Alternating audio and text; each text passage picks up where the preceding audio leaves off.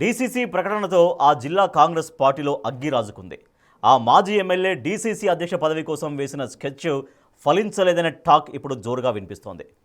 ఎంత ప్రయత్నం చేసినా చివరికి మాత్రం ప్రత్యర్థి వర్గ నేత పైచేయి సాధించడంతో మరో వర్గానికి అస్సలు మింగుడు పడడం లేదంట. ఇప్పుడు ఆయన వ్యతిరేక వర్గం ఏం చేయబోతోంది?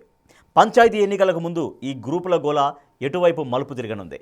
ప్రస్తుతం ఇదే టెన్షన్ ఆ జిల్లా కాంగ్రెస్ నేతల్లో మొదలైందట. ఇంతకీ ఆ జిల్లా ఏంటి? ఆ నేతలు ఎవరు?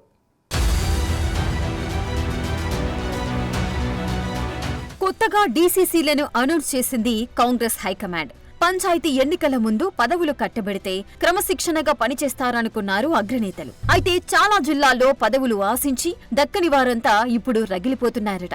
ఇప్పుడు ఈ లిస్టులో సిద్దిపేట జిల్లా కూడా చేరినట్టుగా తెలుస్తోంది. మామూలుగానే సిద్దిపేట జిల్లాలో కాంగ్రెస్ పార్టీ పరిస్థితి అంతంత మాత్రమే. కానీ పార్టీలో గ్రూపులు గొడవలు మాత్రం వీధిలో పడి తన్నుకునే స్థాయిలో, పోలీస్ స్టేషన్ మెట్లు ఎక్కే స్థాయిలో ఉన్నాయట.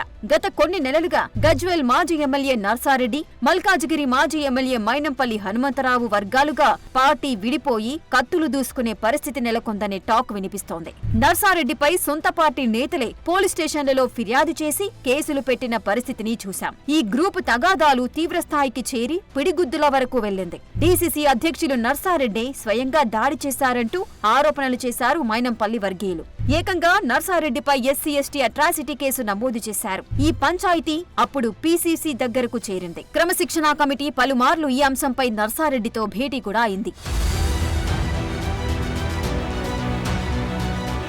ఇది కాసేపు పక్కన పెడితే ఈసారి డీసీసీ అధ్యక్ష పదవి కోసం దరఖాస్తులు ఆహ్వానిస్తే ఏకంగా 128 వచ్చాయట. అయితే వచ్చింది 128 దరఖాస్తులు అయినా పోటీ మాత్రం నర్సారెడ్డి, మైనంపల్లి వర్గాల మధ్య ఉందనేది ఓపెన్ సీక్రెట్ అంటున్నారు ఆ జిల్లా కాంగ్రెస్ నేతలు. తమ వర్గాలకు చెందిన నాయకులకు డీసీసీ పోస్ట్ ఇప్పించేందుకు పోటీ పడ్డారట ఈ ఇద్దరు నేతలు. ఎట్టి పరిస్థితుల్లోనూ ఈసారి డీసీసీ పోస్ట్ నర్సారెడ్డికి దక్కొద్దని మైనంపల్లి వర్గం పావులు కదిపినట్లు ప్రచారం జరిగింది.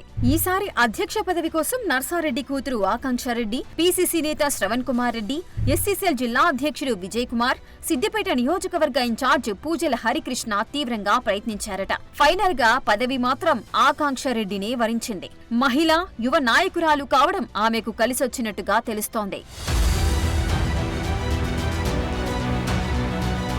నర్సారెడ్డికి డీసీసీ పోస్ట్ ఇవ్వొద్దని మైనంపల్లి వర్గం ఎంత యత్నించినా సఫలం కాలేదట. ఇంతలా వ్యతిరేకించిన పోస్టు ఎలా వచ్చిందని మైనంపల్లి వర్గం ప్రస్తుతం డైలమాలో పడిందట. నర్సారెడ్డి ఈ విషయంలో పెద్ద లాబియింగ్ చేశారని ఆయన వ్యతిరేక వర్గం లెక్కలు వేసుకుంటుందట. ఇక ఇదిలా ఉంటే నర్సారెడ్డిపై అసమ్మతిగా ఉన్న నాయకులు హైదరాబాదులో సమావేశమై మరొకరి పేరు పరిశీలించాలని డిమాండ్ చేస్తున్నారట. సిద్దిపేట నియోజకవర్గ ఇన్ఛార్జ్ పూజల హరికృష్ణ, గజ్వేల్ కాంగ్రెస్ నేత బండారు శ్రీకాంత్, కాంగ్రెస్ జిల్లా ఎస్సీసీఎల్ అధ్యక్షుడు విజయ్ తో పాటు మరికొంతమంది నాయకులు రహస్య సమావేశం ఏర్పాటు చేసుకున్నారని తెలుస్తోంది. మొదట ఈ అంశంపై పీసీసీకి ఫిర్యాదు చేయాలని జిల్లా నుంచి భారీగా జన సమీకరణతో గాంధీభవన్ కి వెళ్లేలా ప్లాన్ చేస్తున్నారట. అందుకు ఓ వాట్సాప్ గ్రూప్ ను కూడా క్రియేట్ చేసి దానికి ఆపరేషన్ ఏ అని పేరు కూడా పెట్టుకున్నారట నేతలు.